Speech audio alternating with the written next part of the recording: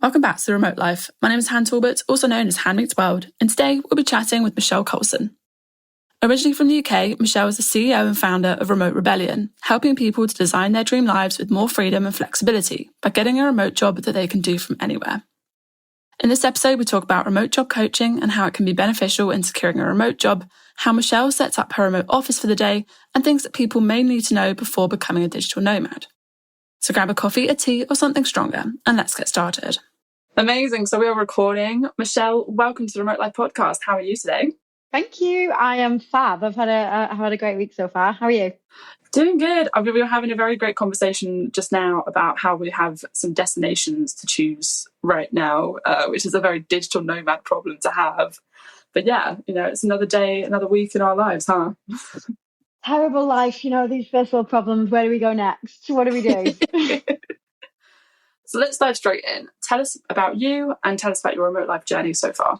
Yes. So hi, I'm Michelle. I am a remote work advocate and founder of Remote Rebellion. And Remote Rebellion is essentially a way to help people get a remote job. So my background was in recruitment, or is in recruitment. I was a recruiter for 9 years in the corporate world in London, and I got sick of pushing people into roles and into jobs that weren't necessarily a good fit just because I had my targets to fill in getting people into those jobs. So I've been in recruitment since 2014. And then when 2016, 2017 came around, I was recruiting a lot of software engineers, and the company that I was recruiting them into didn't have too much to offer in the way of salary or in terms of a package. So a lot of people at that stage even were asking if there was remote working options. So it's something that I was really pushing to my employer. And after I did a lot of nagging, a lot of pushing, I was like, hey, we need to offer this because especially after Brexit, we couldn't lean on the EU market anymore in the UK. So I said, we need to offer something. So after a lot of pushing, I managed to get up to 4 days a week remote. And that was great. Back in 2017, that was a real win.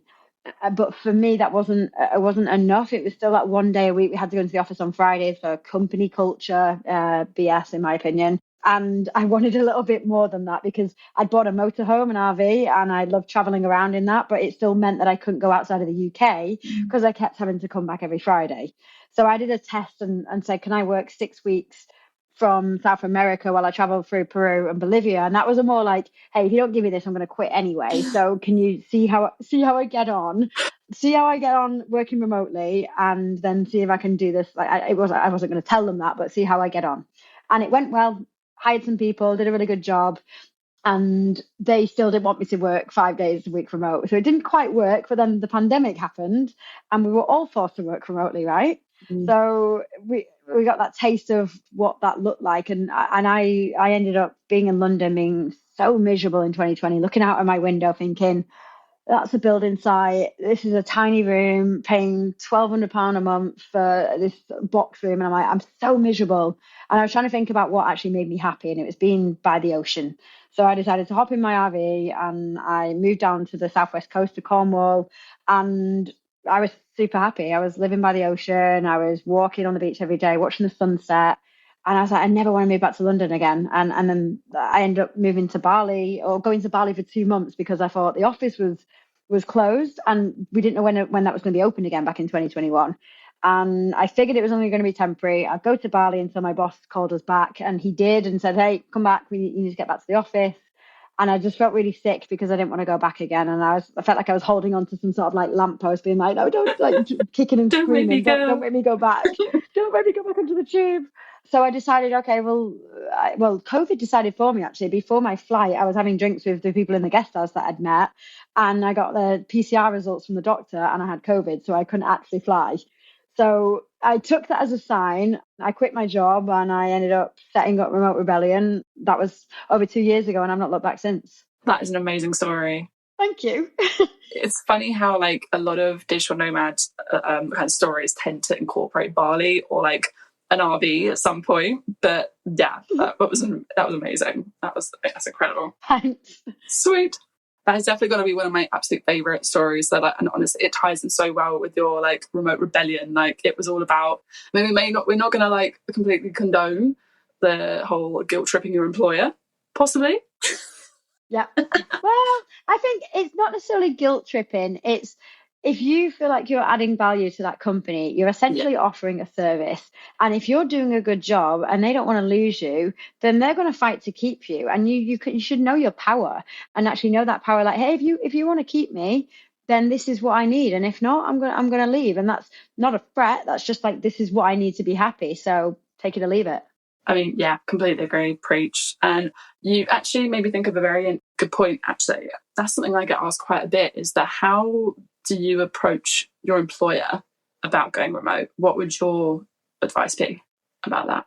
So even when you start having the inkling that you want to do that, and you're like, most people are really nervous because they feel like really like cheeky for asking, or they feel like they haven't got the right experience or whatever that is. Start collecting a folder of wins. So whether that's your colleague sending you an email or a Slack message, you did a great job on XYZ today, good job.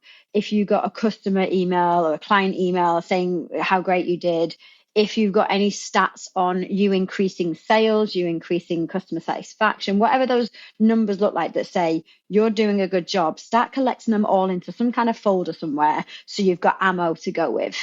And when you actually go to your employer to say, this is what I want, you're armed with, I'm valuable. You want to keep me in a nice way. And secondly, go with any kind of objections that employer would come with. So the objections would be, are you going to be as productive? Are you going to have strong Wi-Fi? Are there tax or legal implications? So any kind of things that you think they might come at you with, have an answer for it and be like, okay, give you an answer. Next, what's your next objection? So you completely smack down all of their objections with information, data, facts. So they have no reason to say no. Love it. Come straight in, talk about the results, talk about your value. Yeah, makes total sense. Yeah. And just not just talking about it, but know it yourself and believe it in yourself.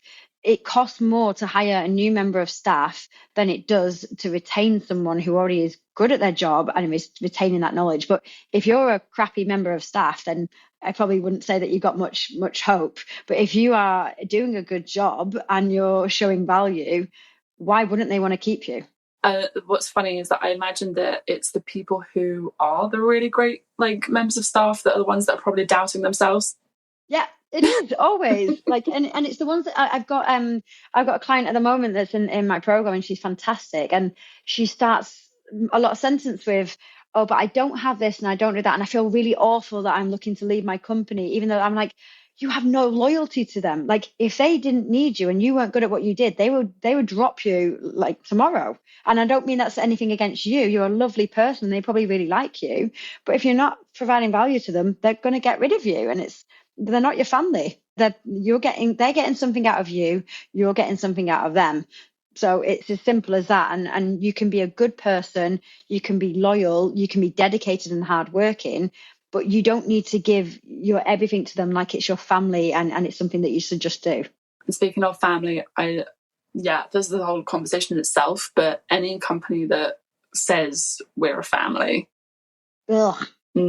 Like I've got a team working with me at the minute, and there's four of them that are freelancers, and they are like friends as well as colleagues, but they're not family because there's a big difference in that. With family, there's you love them no matter what. Whereas friends, it's like you've got to nurture that relationship, and there's got to be a give and take. There's none of that unconditional love like there is with family, where you just put up with that stuff. You're getting something out of the friendship, and so are they, and you should nurture that and work hard at making sure there's a mutual respect as well. Love it. Amazing. And for anybody who is maybe thinking like, I like the idea of going, I mean, obviously, like, as you mentioned, and obviously as we know at this point, a lot of us have being remote, whether we liked it or not. But there will still be a select few who are thinking, or maybe didn't get to go remote in the pandemic and maybe want to now, or are wondering about whether it's something they want to continue doing. Do you have any advice for somebody who is maybe wanting to test it without taking a full leap? Yes, I guess it depends on what the company is allowing them to do. So it could be something as testing it out 1 or 2 days a week if they've never done that, and speaking to their company saying, can we have an agreement that every Monday, every Tuesday, or one day a week, whatever that looks like, I can work remote? And you can test it out and do one day where you're working from home. How does that feel working in a home setup? You could do another day or even half a day working from a cafe, working from a co-working spot, working from a friend's place. a lot of people feel like remote work either has to be working from home or being a digital nomad traveling around the world. And it doesn't need to be either of those, but it can be those as well. So I think testing out what works for you, and you don't have to be living in a different spot every week. You don't have to be traveling and working from your laptop on a beach just because you see photos of people doing that. Most remote workers do not work from beaches. They work from their home, something like this, which is not that like great and not that luxurious background. So finding what works for you, and do you feel comfortable with that? Do you feel isolated? Do you feel like you're more productive, that you're happier? And if you do, then maybe that's something you can increase to 2 days a week with your employer. You don't have to go all in straight away, and just testing the waters like that would be the best option. Love it. Yeah. So I suppose it's all about conversation with your current employer and like where you're at right now, and just testing the waters. Like it doesn't have to be like go complete cold turkey, as it were. No, you can, and getting them to show the value. You know, the fact that you're both getting value from it. Like if they're getting a more productive, happier employee, and you're happier and more productive, then it's a win-win. Like it's a no-brainer. So I think it making sure you're explaining it in that way, so that it's not just like me. This is what I want. It's like they're going to benefit as well. I think that's also such a big like point as well for like the remote work conversation, is that it's not about wanting to go sit on a beach with your laptop. It's that actually being able to choose your environment, and therefore you produce better results for a company. Because this was something I was championing like way before the pandemic. Was it's not that I want to go check out a new Insta cafe in London, because I did it in London for several years. It's not about that. It's the fact that like, even my Wi-Fi was stronger at home sometimes to upload a YouTube video, or going and checking out like a weird space in Shoreditch was actually much better for me to start the day, like versus being in an office 5 days a week surrounded by the same four grey walls. It's not the one. And you're more inspired as well. Like depending on your job, like for example, if you're a designer, you're much likely to get inspired if you're in different locations. If you're a software engineer, you're much likely wanting to work at home in your home setup, not being distracted by people like me. When I was working with software engineers, I was the recruiter tapping them on the shoulder when they're fully in the mode coding. I'm like, hi, come and do an interview. That's annoying when they're in the zone. Like I'm fully aware. They said they got more work done when I wasn't in the office because I was just tapping them on the shoulder. And then there's people like me or people like in sales where you might be working from a co-working spot and you meet people that could end up being a client or could be a customer. So you're actually doing more for the business as well as for yourself, just by opening yourself up to being around different people in different environments. And thank you for saying that, because as a person who's in marketing as well, like that, I was having this conversation with somebody a couple of weeks ago, that you just never know which contacts are going to become something or help you in something, or you're going to collaborate and like create this amazing project around. That even that in itself, it's more about results again than it is I want to sit by the beach all day. Exactly. Like I've got two of my clients I can think of the top of my head. One of them I met in a beach cafe walking my dog, and I do a bit of work after I'd walked the dog. He became a client. And then I had another one who I did a story when I was at this co-working space in Thailand, and he sent me a jokey message saying, hey, I want video rights to that video or something. And we got chatting and he ended up becoming a client. So those wouldn't have happened if I wasn't working in different environments, if I was just in one space. There we go. I heard it all here first, folks. Is there anything about being a digital nomad or a remote worker that you think people need to know? There's a lot of things. It's not all coconut and sunsets. There is a downside to it. You see all of it like the same as on social media for everything, that you see these like beautiful photos, and I'm guilty of them as well. Like me by a pool on my laptop. I wasn't actually on my laptop by the pool. It just takes a nice photo. Like there's downsides to it in that you can be like last minute looking for Wi-Fi and not manage to get it. You can your laptop will die, or you might not be able to manage your social with your work life if you've got this flexible working, because you've created this life which is amazing, that's totally flexible, but you're also a little bit stressed because you're constantly managing your calendar, because you're like, okay, Han just invited me to go to this event on Wednesday afternoon. I really want to go, so I need to move this call to Friday, and I need to move this to then, and making sure that you're in a setup that's going to be quiet, but then something ran out of battery. So there's always something else to think about that I guess you don't have to do when you're in an office, because it's all set up for you. And I wouldn't replace it for the world. But I think that's important to know about, that there are these things that you do need to have a bit more organization and a certain amount of structure in your life. Even if you are moving around a lot, there's certain things that you need to have in place, and a good sleep hygiene and good organization to a certain degree of where you're going to be when is important. And I think the second thing is to not put pressure on yourself, that if you're a remote worker, if you're not necessarily a digital nomad, that you're doing it wrong, because you're not. Because remote work to me means you've got a freedom of choice of where you work from. That could be sat in your pants in your hometown, in your home office, never leaving the house, because that's where you're comfortable. That's where you choose to work, because you want to be there for your kids. You want to be there for your partner. You want to be around your dog, whatever it is. That's fine. And you don't need to be a digital nomad. And equally, if you're a digital nomad traveling around, that's great too. Like there's no right or wrong. It's about what works for you and which is your choice of freedom. Say it louder for the people in the back. That's all I'm going to say. Your choice of freedom of choice. Yeah, it's funny how we associate. There is only one. You either are in the office or you are traveling and working full time. And I have spoken to so many people who are like, "Thank you." I was like, reiterating the fact that remote work can mean being based somewhere. It's just that you work from home or wherever it is. Yeah. So, yeah. Say it for loud for people in the back. It's all about what your dream is, what flexibility means to you. Yeah. For sure. And yeah, what's really funny is that I did a talk where I was like, okay, so the weirdest thing is that when you search on Google digital nomad, on Google, on Canva, on like all these sites, the first thing that comes up straight away is a dude on his back, leaning on his backpack with his laptop on the beach. I'm like, where did this come from? And then ironically, I actually found a beach club in Cyprus that actually had Wi-Fi reaching out on the beach. I was like, oh, damn, I've just perpetuated the stereotype here. Yeah. But the Wi-Fi was great. But then also, yeah. Do you know what? Because it sells. Like, and like I said, I've been guilty of it. I took a photo literally days ago, totally staged, me by the poolside on a laptop with my nephew playing in the pool. Of course, I wasn't doing work while he's playing in the pool there. Like, but it looks good, and it's good for the gram. And that's, I don't care what anyone says. They don't admit to it. That's what people want to see, because it looks good. Yeah.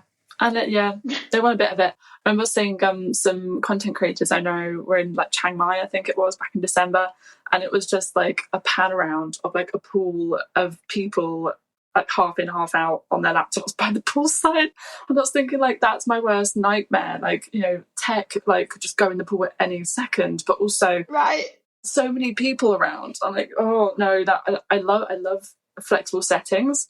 But even then, I'm like, no, I have my limits when it comes to like, you know, taking that stereotype a bit too far. But, you know, if that's your thing, then you go for it.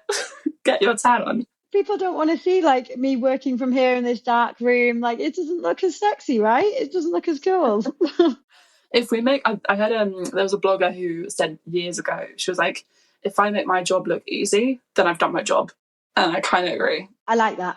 I would prerequisite that, and it's not easy. Like, designing your life and actually getting a remote job is giving you the ideal remote or the ideal lifestyle that you want is not easy. And I don't actually advocate. I do these posts because it looks nice and stuff, but I actually make a point of like, it's not all coconuts and sunsets. There's downsides to it, and you need to take the rough with the smooth, and you need to be aware of what that looks like, because it's going to be hard work. It's going to be a lot of management, and especially if you're moving around a lot, building new communities, there's downsides to it too. Absolutely, yeah. I think you hit on that very good point again, is that it's about creating that life that works for you, creating the life that works for you. Yeah. But yeah, I think also the funny thing about Instagram and this Insta travel thing is that we're still figuring it out. It might have been, you know, a decade or whatever, more than a decade that Instagram's been around, but it's also figuring out how us as like the first wave, I say in air quotes, also portray that as well. I think that's finding that mindfulness around it. And I think people are starting to also get sick of it gets a bit exhausting seeing another person on the beach with their laptop, when actually, we've all been like in the co-work space in a corner, madly putting in like a 10-hour day that day by complete chance or whatever it is. Yeah. So I think there's like, we're still learning. We're always learning. Yeah.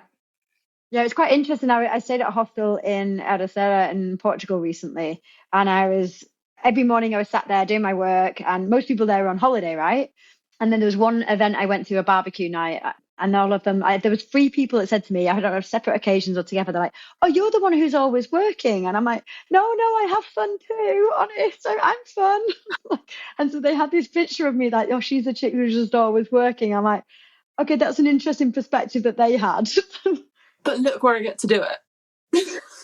Yeah, exactly. And there was one guy who said to me, he's like, "Oh, I wouldn't like to do what you do." I was like, "Oh, why is that?" He said, "Because when I come to places like this, I really want to enjoy it and I don't want to have to think about work." And I'm like, okay, interesting perspective. I was like, but the difference is I don't need a holiday from my life. And it stopped him in his tracks a little bit. And you can tell he disagreed with me. He just wanted something different. I'm like, that's completely fine, but don't question my choice of life because this works for me. Absolutely, yeah. So I think a lot of it is also like don't hate it till you've tried it as well. And Yeah. everybody, I think, obviously there's been a huge movement around us, obviously going remote is like the future, but it's not that we then dunk on people who want to be in the office. There's nothing wrong with that. No, absolutely not. And actually, when I worked in an office, I loved the office environment. I loved the people I worked with. I enjoyed going in. We played computer games. Like we'd have like beers on Fridays. We had a really nice environment. But would I give up what I've got now to have that again? Not a chance. But that's not to say I didn't enjoy the office. I did. I just now prefer other things. And then because I've had a taste of this, I'd never go back. How do you keep up like beers on Fridays, like all those other kind of social side of office things that people kind of go, oh, but I missed that? That's a really tough question, because I think a lot of people, not all, but a lot of people rely on that because maybe they don't have a social life outside of work. And not saying that was the case with me, but when you are working so many hours, your work colleagues become your friends. That's all like, and I don't necessarily think that's always healthy as well, because in a drop of a hat, that could go. How you keep up that beers on Fridays, I can't answer that, to be honest. That's not something I can answer. Are there any ways that like you manage your like balance between work and play? I guess is probably a better way to answer that.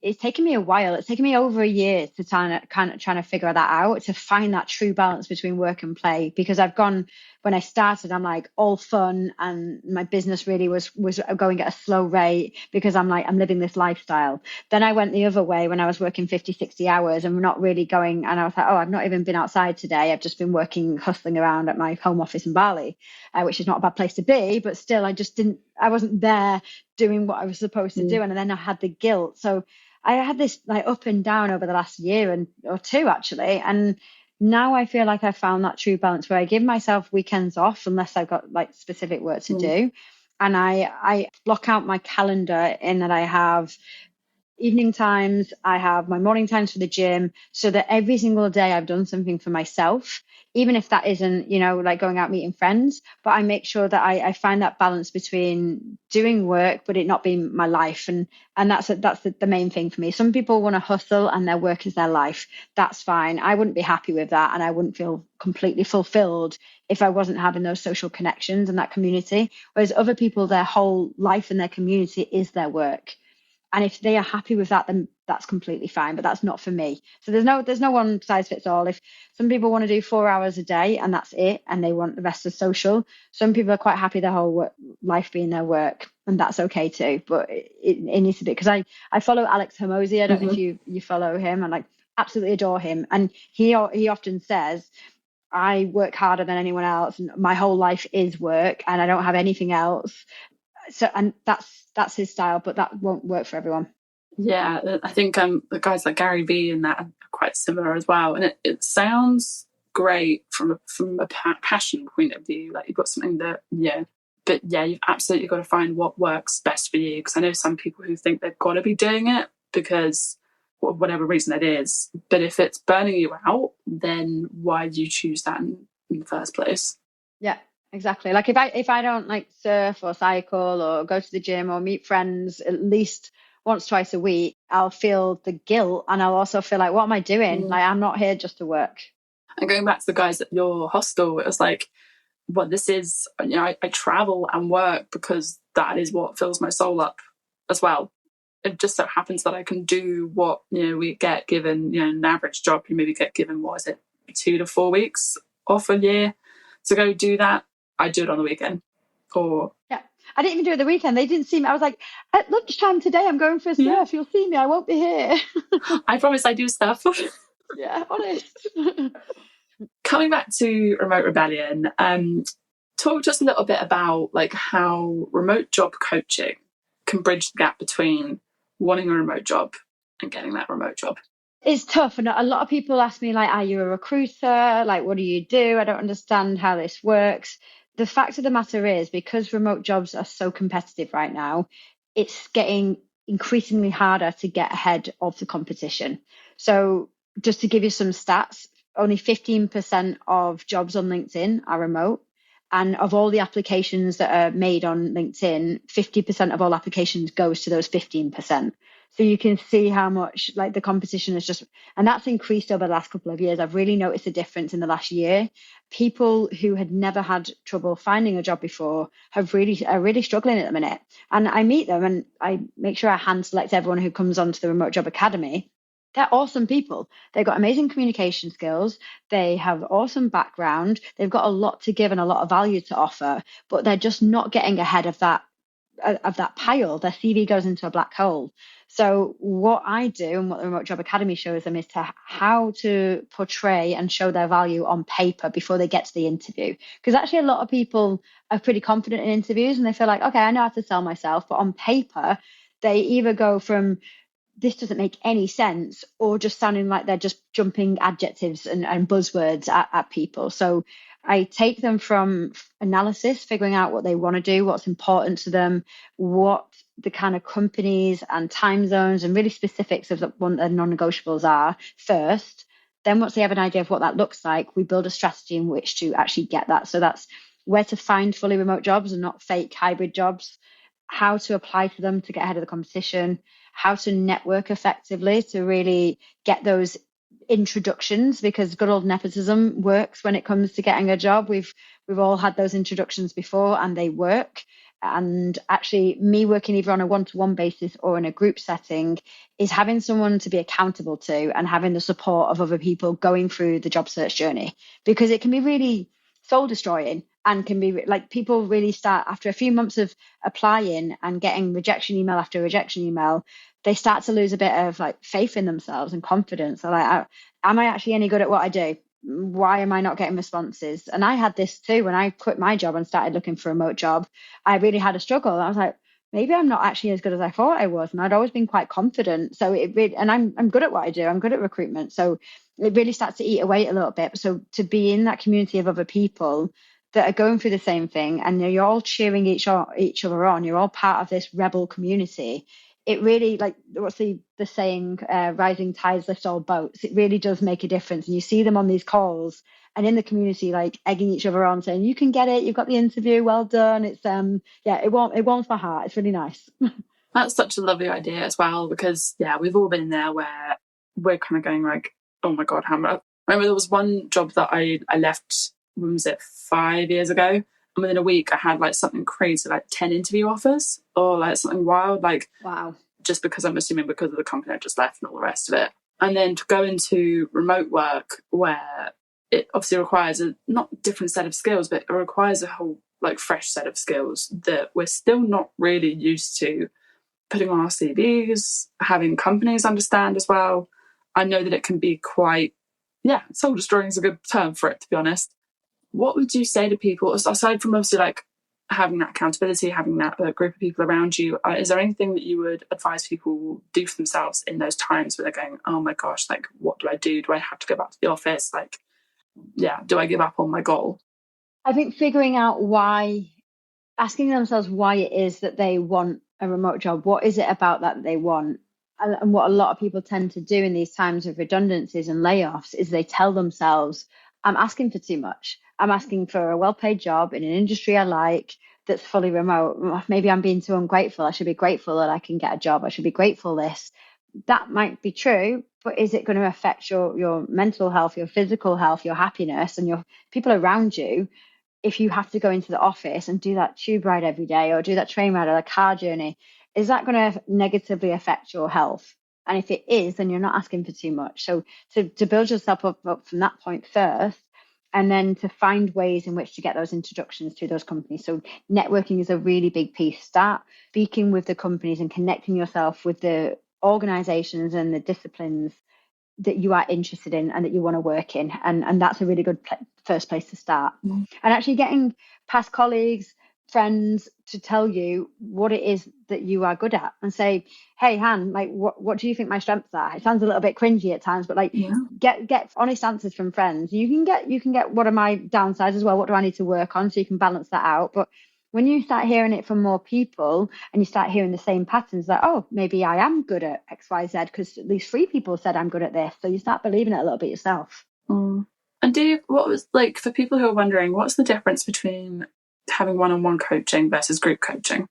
So with the Remote Job Academy, for what I help people with, everyone in the collective package will have the group coaching, and the one-to-one is in addition to that. So that's maybe for people who are looking to career switch, they're looking to change jobs, they're maybe just starting out in their career, and they need a bit more personalized and tailored assistance with their work. So rather than a generalized, this is how you work on your CV, this is how you improve this, it's like, how do I transfer my experience in mechanical engineering over to technical engineering? How can I tell that story? So we work hand in hand for me to, first of all, look at their CV and say, this is how it reads to me. Let me tell you how you can improve some areas, and this is how you can phrase this.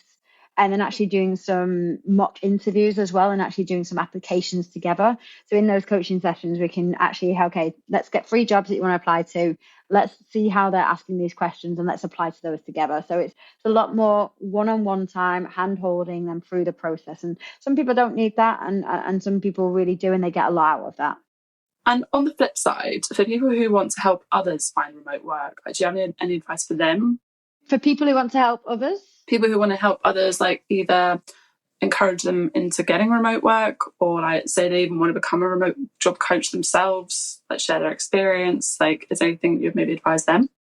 I think pick out the bits that you can be an expert in. So, for example, my expertise comes from being a recruiter for 9 years in the tech space and digital marketing. So I can show you what it's like from my point of view of how I see these applications. So if someone is looking to go into that space and help people getting a remote job, what can you offer? So that might be that you've got a remote job yourself. So you can offer it from a perspective of like, this is how I did it. Or it might be that you've been in a particular niche. So you've been in product management or content or whatever that is. Work off your niche and then help people within that space. So you might want to specialize in, I'm going to help you as a content writer or whatever that be, or a digital marketer, because that's what I do and that's the industry I know. So not just post Instagram stories of coconuts and acai bowls.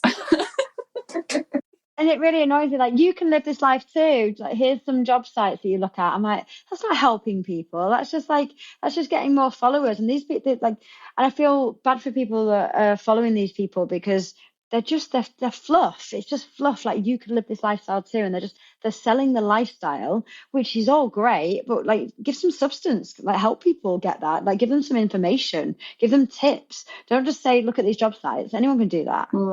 So true.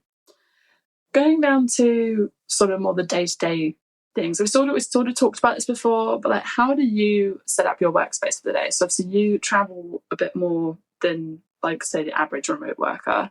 How do you go about setting up your workspace when you're on the move? It varies. So when I was in Bali, I was there for about 2 years. So I actually had a full adjustable standing desk in my home office and everything. I had my second screen. I had a really comfortable setup. But I would tend to half the day go and spend time in a cafe. So I had my laptop, I had my spare keyboard, I had my mouse, and I've got like a neck stand as well as my actual my laptop.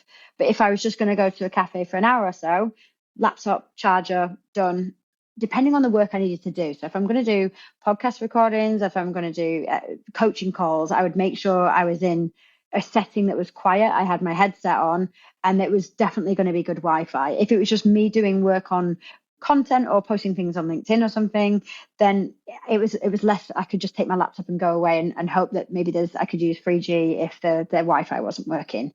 So it really does depend on the week, what location I'm in, and what the kind of work was that I had to do.